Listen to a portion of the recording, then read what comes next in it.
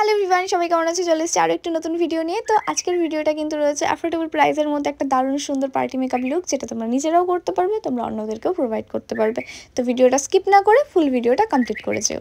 তো প্রথমেই কিন্তু দিদিকে একদম ফেস ওয়াশ করে কিন্তু আমি একদম চেয়ারে সেট করে দিয়েছিলাম। এবং আরেকটা কথা বলে রাখি, এই ভিডিওটায় কিন্তু আমি আই মেকআপের টিউটোরিয়াল দিইনি। তো যারা আই মেকআপ টিউটোরিয়াল চাইছো বা যাদের ভালো লাগবে তারা অবশ্যই কমেন্ট সেকশানে জানিয়ে, আমি আই মেকআপের ভিডিও করে রেখেছি বাট দিইনি, কারণ ভিডিও অনেক বড় হয়ে যেত আর তোমরা না দেখেই চলে যেতে। তো ফার্স্টেই দেখতে পেলে যে আমি ইউজ করেছি রিকর্ডের একটা গ্রিপ স্প্রে, তারপর আমি ইউজ করেছি হচ্ছে পন্সের জেল বেস ময়শ্চারাইজার, এবং দেন আমি এখন ইউজ করছি রিকর্ডের একটা গ্রিপ প্রাইমার। তো তারপরে কিন্তু আমি ইউজ করছি ফরএভার 52 এর একটা কনসিলার প্যালেট, যেখানে আমি অরেঞ্জ ক্যারেক্টারের সাথে স্কিনের একটা ডাউন টোন কালার মিক্স করে কিন্তু আমি একবারে টাচ আপ করে দিলাম, যাতে আমার ডাবল করে লেয়ার ক্রিয়েট করতে না হয়। এবং তারপরে কিন্তু আমি ইউজ করছি একদম রিজনেবল প্রাইসের মধ্যে ক্রায়োলনের একটা প্যান স্টিক।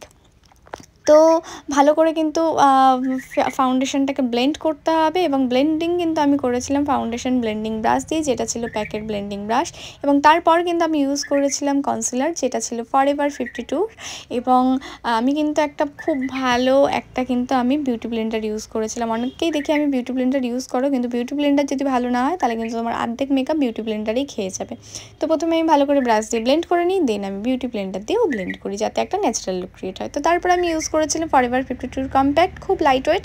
এবং তারপর আমি ইউজ করেছিলাম ফরএভার 52 এর একটা কন্ট্যুর শেড। তো তারপর কিন্তু আমি ইউজ করেছিলাম, বাবা কত কিছু ইউজ করতে হয়। তারপরে কিন্তু আমি ইউজ করেছিলাম হচ্ছে সিলসের একটা ব্লাশের সেট, ভীষণ ভালো। এই ব্লাশের সেটটা কিন্তু তোমরা ট্রাই করতে পারো। আর এছাড়া যে কটা মেকআপ প্রোডাক্ট দেখালাম সবকটাই কিন্তু বেশ ভালো ছিল এখানে, এবং অ্যাফোর্ডেবল প্রাইসে ছিল। এবং ট্রান্সলেশন পাউডার হিসাবে কিন্তু আমি ইউজ করলাম রিকোডের। এবং দেন সবশেষে আমি আইব্রোটা টাচ আপ করি, এবং সেটা কিন্তু আমি টাচ আপ করি হচ্ছে আইশ্যাডো দিয়ে।